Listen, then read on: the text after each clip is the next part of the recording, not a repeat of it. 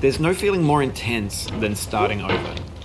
If you deleted your homework the day before it was due, as I have, or if you left your wallet at home and you have to go back after spending an hour in the commute. If you won some money at the casino and then put all your winnings on red but it came up black. If you got your best shirt dry cleaned before a wedding and then immediately dropped food on it. If you won an argument with a friend and then later discovered that they just returned to their original view. Starting over is harder than starting up. If you're not ready for that, like if you've already had a bad day, then what you're about to go through might be too much. Feel free to go away and come back. I'll be here.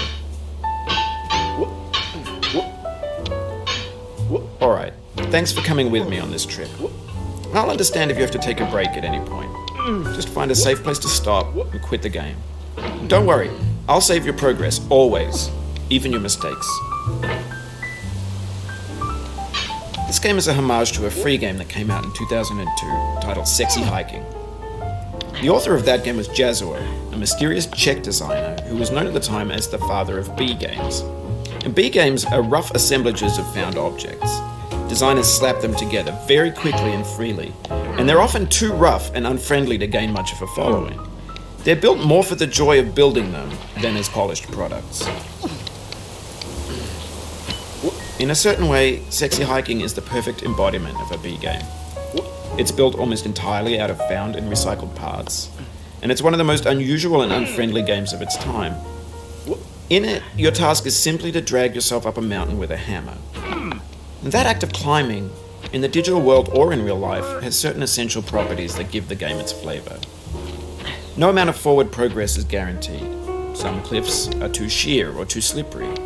And the player is constantly, unremittingly in danger of falling and losing everything. Anyway, when you start Sexy Hiking, you're standing next to this dead tree that blocks the way to the entire rest of the game. It might take you an hour to get over that tree, and a lot of people never got past it. You prod and you poke at it, exploring the limits of your reach and your strength, trying to find a way up and over. And there's a sense of truth in that lack of compromise. Most obstacles in video game worlds are fake. You can be completely confident in your ability to get through them once you have the correct method or the correct equipment or just by spending enough time. In that sense, every pixelated obstacle in Sexy Hiking is real. The obstacles in Sexy Hiking are unyielding, and that makes the game uniquely frustrating. But I'm not sure Jazuo intended to make a frustrating game. The frustration is just essential to the act of climbing, and it's authentic to the process of building a game about climbing. A funny thing happened to me as I was building this mountain. I'd have an idea for a new obstacle, and I'd build it, test it, and it would usually turn out to be unreasonably hard. But I couldn't bring myself to make it easier. It already felt like my inability to get past the new obstacle was my fault, as a player rather than as a builder. Imaginary mountains build themselves from our efforts to climb them, and it's our repeated attempts to reach the summit that turns those mountains into something real. When you're building a video game world, you're building with ideas, and that can be like working with quickset cement. You mold your ideas into a certain shape that can be played with, and in the process of playing with them, they begin to harden and set until they're immutable, like rock. And at that point, you can't change the world. Not without breaking it into pieces and starting fresh with new ideas. For years now, people have been predicting that games would soon be made out of prefabricated objects, bought in a store and assembled into a world. And for the most part, that hasn't happened, because the objects in the stores are trash. I don't mean they look bad or that they're badly made, although a lot of them are. I mean they're trash in the way that food becomes trash as soon as you put it in the sink. Things are made to be consumed and used in a certain context, and once the moment is gone, they transform into garbage.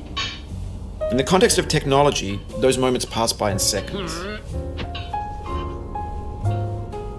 Over time, we've poured more and more refuse into this vast digital landfill that we call the internet. It now vastly outnumbers and outweighs the things that are fresh and untainted and unused. When everything around us is cultural trash, trash becomes the new medium, the lingua franca of the digital age. And you can build culture out of trash. But only trash culture. B games, B movies, B music, B philosophy. Maybe this is what digital culture is. A monstrous mountain of trash, the ash heap of creativity's fountain. A landfill with everything we ever thought of in it. Grand, infinite, and unsorted. There's 3D models of breakfast, Gen X's fanfic novels, scan magazines, green screen Shia LaBeouf, banned snuff scenes on LiveLeak. Facebook's got lifelike bots with unbranded adverts and candid shots of Kanye and Taylor Swift mashups, car crash epic failed GIFs, Russian dashcam vids, discussions of McRibs, discarded, forgotten, unrecycled, muddled, rotten, untitled.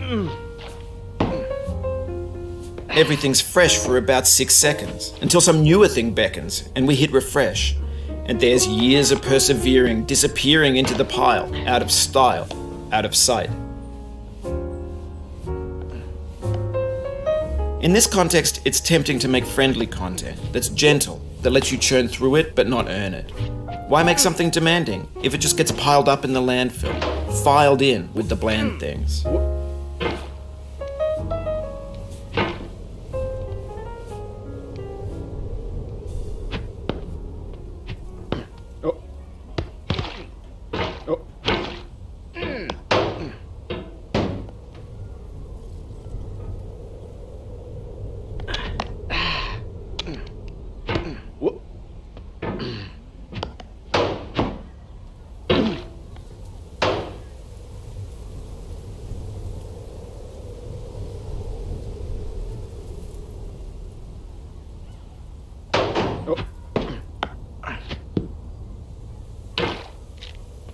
Oh, you just lost a lot of progress.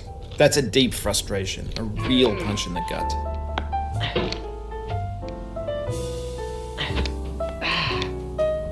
Oof, sorry about that. Oh, it happened again. Keep on trying, don't let it get to you.